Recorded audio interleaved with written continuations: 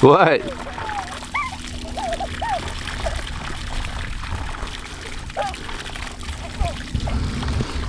Yeah, he's having fun.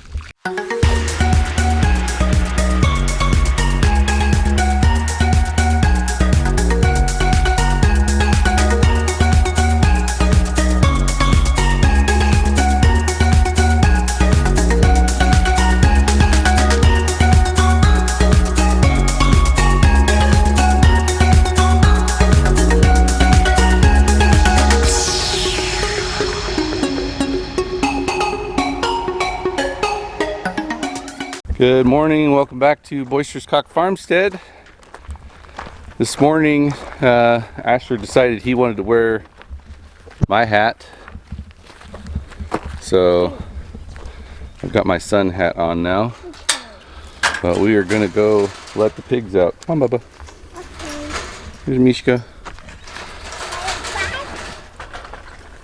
Oh, somebody didn't make it in all the way last night. So I've got, I've been letting the pigs out. Looks like that's Vinny. I've been letting the pigs out onto the back parts of the property and opening it up to the pasture on the side here that I planted with grass and have been using the sprinklers on up until I don't know, about 3 weeks ago or so, when the rain became steady enough. And so I haven't watered this one in a while. You can see how much that's grown up, and I've been debating on whether I wanted to actually mow that or not. Come on, girls. And now we? Huh? And now we? Oh, you got a flower? Yeah. Yeah. He likes to pick one of those bellflowers every morning, seems like. And so what I've been doing is just opening up this back gate, and I've had a couple of pigs that would go around, watch out for the ants, they would go around the perimeter, and there's a couple spots that are weak spots in this this side pasture here that I irrigate. And they'll crawl under, they'll go out and they'll come back in under the same spot. Daddy. So if those are the ones that get stuck out at night, I don't worry about it too much. Yes? Help. What do you need help with? Open it up. I'm not gonna pick you up. So What? those will actually crawl back in, and there's a water spout in that pasture, so they can get their water. There's actually an old wallow that has filled with rainwater, and so they can cool off and everything. I'm not too worried about it. And in the case of this morning, I had one pig that was in there. Whether she slept in there all night, whether she slept outside and then came in the morning, not 100% sure, but either way, what I do is I'll just come out here. It's about 9 o'clock in the morning right now, and I will open up this gate here, open to 10 acres on our back, and I've got my neighbor's adjoining acreage over here. Careful. You want to fill up the wallow? Yeah. Go get the hose. Bless you. Put the hose in there. Here comes Bree.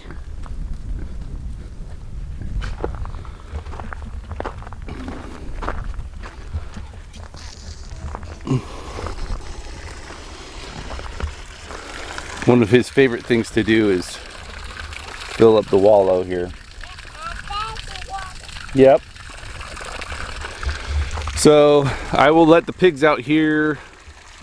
Like I said, it's about 9 o'clock right now, and then I just come out after it's dark and I'll close it up, and everybody seems to be coming in. Most of the time they come in at night. Every once in a while I'll have a straggler like I had this morning where they're in the side pasture, but I just open that one back up too and create the loop that they can get in either way they choose. And I've only had one pig, and she's actually the one that's laying down in the wallow over here, Colby Jack, that she walked all the way around to the front and came in and was around the chicken coop I don't know, 5 or 6 days ago, something like that. I think maybe it was Monday of this week. Today is Friday.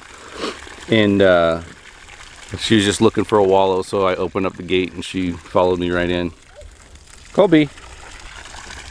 So, because there's so much forage and everything out here, I've actually cut the main herd off from grain, and I've cut the boars off from grain as well. So the only ones that I'm feeding grain right now are my market pigs.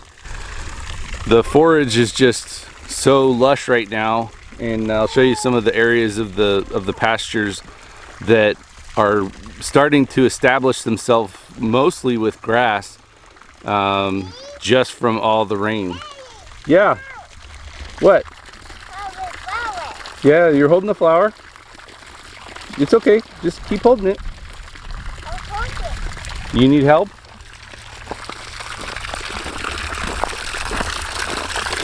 Okay.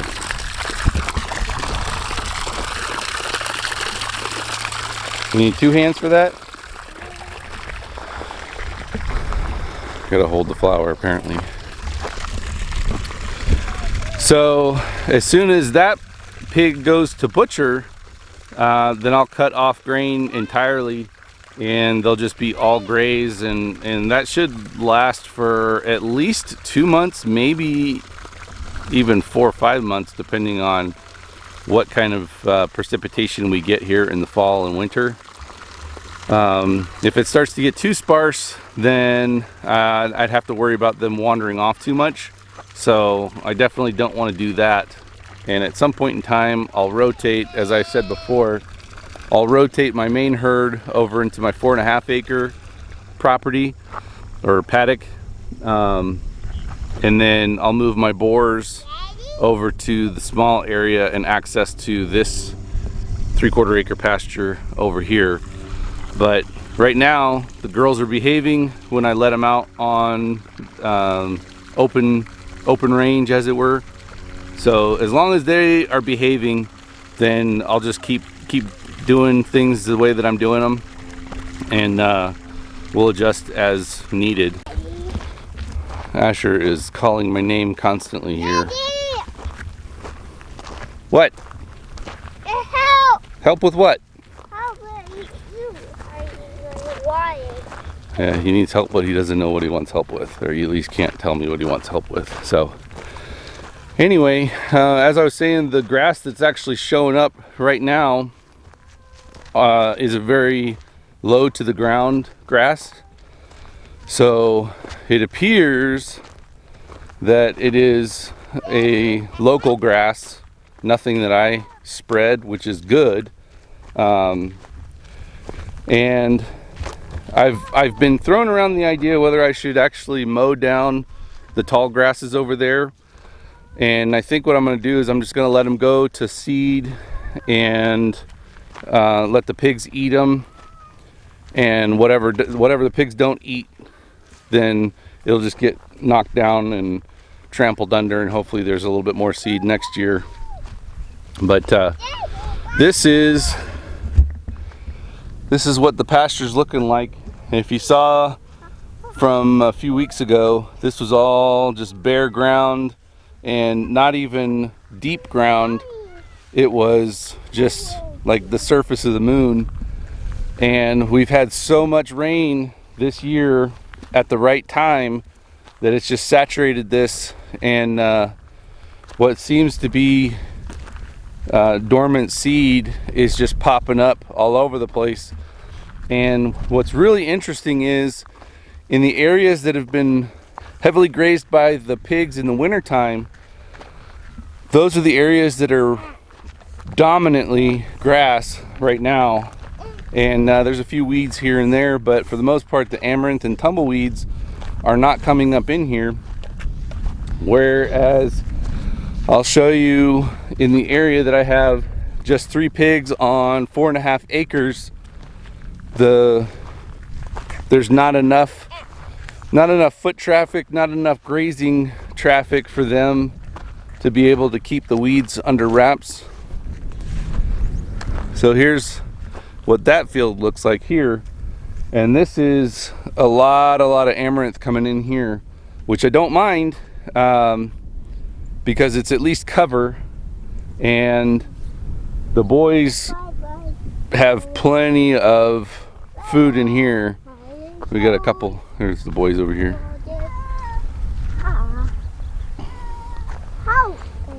So there is, I can see some grass mixed in there, and in a few areas I'll show you. I actually came through with my riding lawnmower and knocked down weeds that were taller than this. They were almost 3 feet tall, and I finally got my lawnmower cranked up after all the rains stopped, and was able to chop through that. It was so thick I had to go through a couple times, and even then some of those didn't even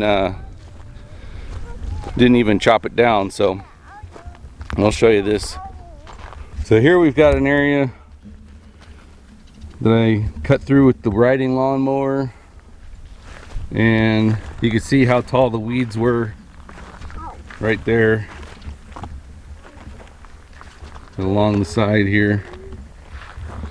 But I wanted to cut my path for when I got to bring my livestock trailer back here to load up the pig here in a week and a half. So this was a lot of amaranth through here, but there is some grass that I'm hoping will actually start to thrive now that it's getting some sunshine. But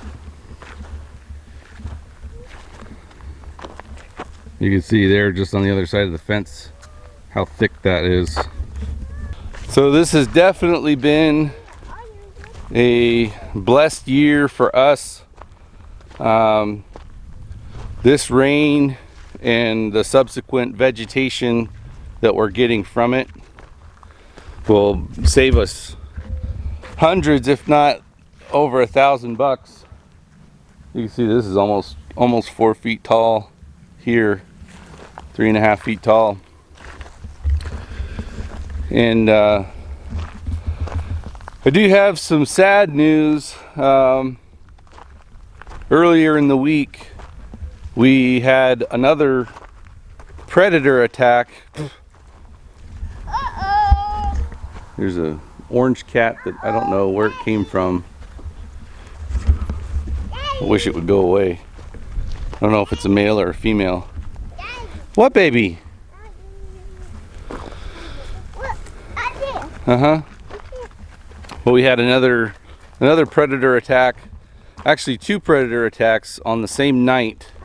I don't know what was going on, but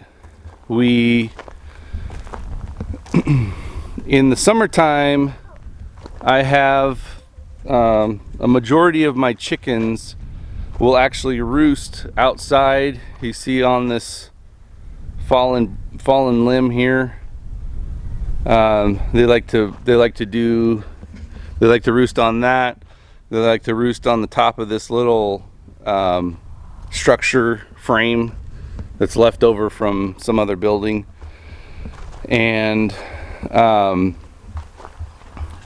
it was either a pack of dogs or a pack of coyotes came through based on the prints that were in the mud, because it had just rained, and cleared out like half of our chickens.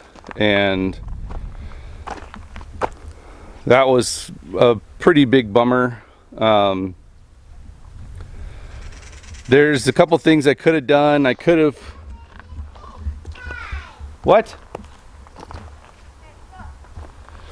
So there's a couple of things I could have done that would have helped to try to protect from that.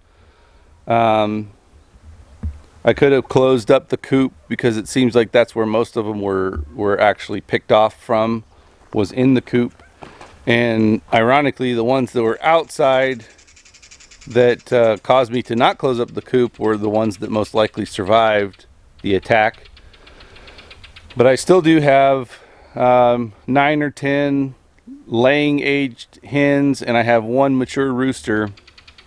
And it looks like they got two of the chicks that were hatched out in June, and I still have 5 chicks total that were hatched out this year between March and June. Whoa. And so we still have some younger ones coming up. It wiped out most of the original chickens that we had, which were 4 years old already. So they probably weren't very productive at this stage in their life anyway, but that's not a very good way to go either way. But the other attack or whatever issue we have is actually to do with the kittens. So on the same night, don't believe it was related at all, because I don't think dogs would have gotten up in there, is this little girl, Onyx. She'd had a litter of 4 kittens, and she was actually caring for them really well. And she first had them in the old chick brooder, which was a cut-off IBC tote in the mobile home. And she's able to get up in there through, there's a couple different holes in the floor and everything that the cats can get in and out of there. And at some point in time, I noticed that she had moved them out of that brooder, and she moved them into the old bathroom, into the tub in there. And what are you doing? Whoa. Yeah. And I didn't know if maybe she sensed something was coming around at night, or if one of our toms was being problematic, although they never showed any aggression or anything to her. Maybe they noticed something maybe she noticed something with them being around the kittens or whatever. So anyway, she moved them, and the same night that we got our chickens attacked, something went in there and killed all the kittens also. So that's another major bummer. And that one, I don't know that I could have done anything except for, you know, crating her up and just pinning her up. And same thing with the chickens. I mean, I can take away their freedom and have them all locked up, but then, you know, they wouldn't be able to go out and forage and enjoy the sunshine and have that open life, as it were. So there's, I guess, give and take, and everybody can make their own decisions as far as how they want to raise their animals, and leaving it open for them to make their own choices is how I've chosen to do it, and try to secure them as best I can. And in the wintertime, they all roost in the coop, and it's easy to close them up. But like I said, in the summertime, they just like to be out in the night air, and it's just part of country living, I guess. And I don't know that I would make any choices differently. Help me, Daddy. No, you don't need to get up there. Come on. You want to sit on there? No. Here. Ready? Mhm. 1. 2, 3. There you go. Yep, I'm gonna go get TT. So that is pretty much the update for now. Come on, T.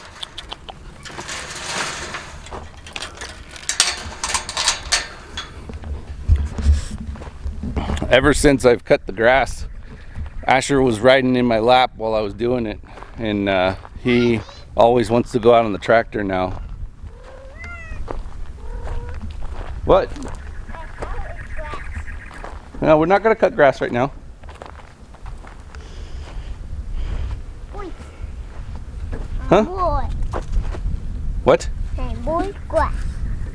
We don't need to cut the grass right now. Boy, tractor. No, sir. Wait. Not time. Sit. Nope. We're gonna go inside. No. Yep. Oh, you got onions. Yep. There's onyx. Oh, okay. We're gonna finish up chores here. I think that's gonna do it for today. So if you like this video, please give us a thumbs up. If you would, please drop a comment down in the comments section. And if you haven't already, please subscribe to our channel and click the bell notification so that you're notified when new videos come out. As always, thanks for joining us, and God bless.